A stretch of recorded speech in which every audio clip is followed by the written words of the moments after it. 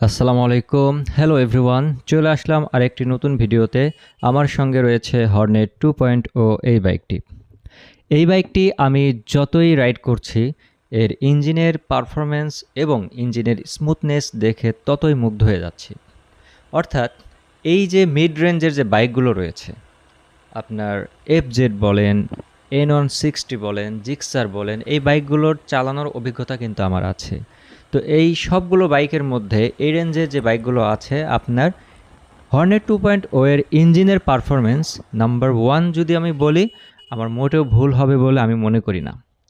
আর অন্যান্য বিষয়গুলো যদি আপনি তুলনা করেন, তাহলে সেপারেট যে বিষয়গুলো আসবে, সেখানে কোনো না কোনো বাইকের থেকে এই বাইকটি পিছিয়ে থাকবে, এটা স্বাভাবিক।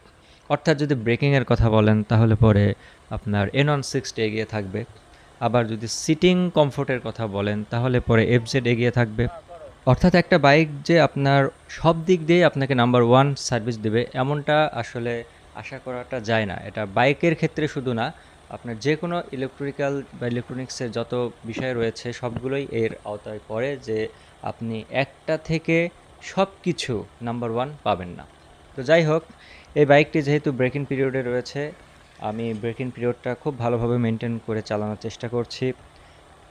তো ৮০০ কিলোমিটার মতো আমি যে এই বাইকটা চালিয়েছি, এর মধ্যে আমি ২-১টা সমস্যা যেটা ফেস করেছি, এটা সত্য যে এই বাইক সম্পর্কে যতটা খারাপ শোনা যায় বা অন্যান্য ইউটিউবাররা এই বাইক সম্পর্কে যে পরিমাণ নেগেটিভ থ্রো আপ করে, এতটা আমি এখনো পর্যন্ত আমি পাইনি। এবং এর সত্যি এর ইঞ্জিনের পারফরমেন্স যখন সামনে চলে আসে না, তখন অন্যান্য যে ছোটোখাটো ল্যাকিংগুলো, এগুলো অটোমেটিক্যালি ব্লেন হয়ে যায়। যেমন হেডলাইটের আলো কম, এটার আপনি চাইলেই ফগ লাইট লাগাইতে পারেন, যদিও আমার বাইরে ফগ লাইট লাগানোটা একদমই পছন্দ না। কিন্তু এই বাইকের একটা সমস্যা আমার জন্য অনেক বড় সমস্যা হয়ে গেছে, যে সেটা হচ্ছে যে এই বাইকের হেডলাইটের ভিতরে আমি কোনো এক্সট্রা এলইডি ল্যাম্প আমি ইনস্টলেশন করতে পারবো না। এটা আমার জন্য খুবই দুঃখজনক। এছাড়া গিয়ার ফেঁসে যাওয়ার যে ব্যাপারটা, এটা রাইডিং স্টাইলের উপর ডিপেন্ড করে। অর্থাৎ এই হোন্ডা কোম্পানির যে বাইকটা, এই বাইকটি সিবিআরে এমন হয় কিনা আমি জানি না। তবে এই বাইকটি যদি আপনার গাড়ির স্পিড এবং অ্যাক্সেলারেশন আর গিয়ার যদি রেশিওটা ঠিক থাকে, তাহলে গিয়ার ফাঁসবে না। এটা আপনাকে আস্তে আস্তে রেশিওটা বুঝে নিতে হবে যে কত স্পিডে কত, তো মানে অর্থাৎ আপনি একবারে 2-3টা গিয়ার ডাউন শিফট করে দিবেন, এটা এই গাড়ি হতে দিবে না সেটা। তো এই ক্ষেত্রে গিয়ারটা ফেঁসে যাওয়ার সম্ভাবনা থাকে।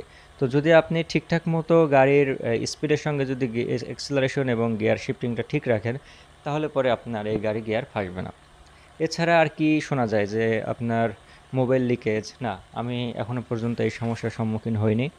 এরপরে সাসপেনশন হার্ড, হ্যাঁ, এটার পেছনের সাসপেনশনটা একটু হার্ড, এটা সত্য। তবে যেটা আমি আগেও বলছি, এখন আবারও বলছি, যে এই গাড়ির ওভারঅল পারফরমেন্সটা দেখে আমার এই সব ছোটোখাটো বিষয় আমার কাছে একেবারেই বিলীন হয়ে যাচ্ছে। এটা অন্যান্য যে ব্র্যান্ডের বাইকগুলো রয়েছে, সেখানেও আপনার নানান ধরনের সমস্যা থাকবে, এটাই স্বাভাবিক।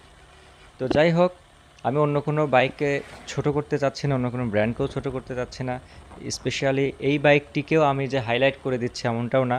যেহেতু এখন এই বাইকটা আমি চালাচ্ছি, এই বাইকটা আমাকে সব দিক দিয়ে মানে আশা ভরসার জায়গাতে আমি ঠিক আছি। তো যাই হোক, আপনাদের সঙ্গে একটি লং রাইডে যখন আমি যাব, তখন একটি ডিটেল ভিডিও নিয়ে সামনে আসব, এবং সেটা যেন খুব দ্রুত হয় সে চেষ্টাই করব। আপনারা আমার এই চ্যানেলটিকে সাবস্ক্রাইব করে আমার পাশে থাকেন, তাহলে আমি উৎসাহিত হব। আর চেষ্টা করব আরও অন্যান্য বিভিন্ন বাইক নিয়ে বাইক রিভিউ করতে। আর যেহেতু আমি কোনো নির্দিষ্ট কোনো কোম্পানির সঙ্গে আমার ওরকম কোনো ডিল হয়ে নাই, এটা তো আপনারা বুঝতেই পারছেন, কারণ আমি একদম নিউ। তো ডিল হওয়ার প্রশ্ন আসে না, তাই আমি চেষ্টা করব যেন আমার রিভিউগুলো সত্যি খুব অনেস্ট হয়। তো সবাই ভালো থাকবেন।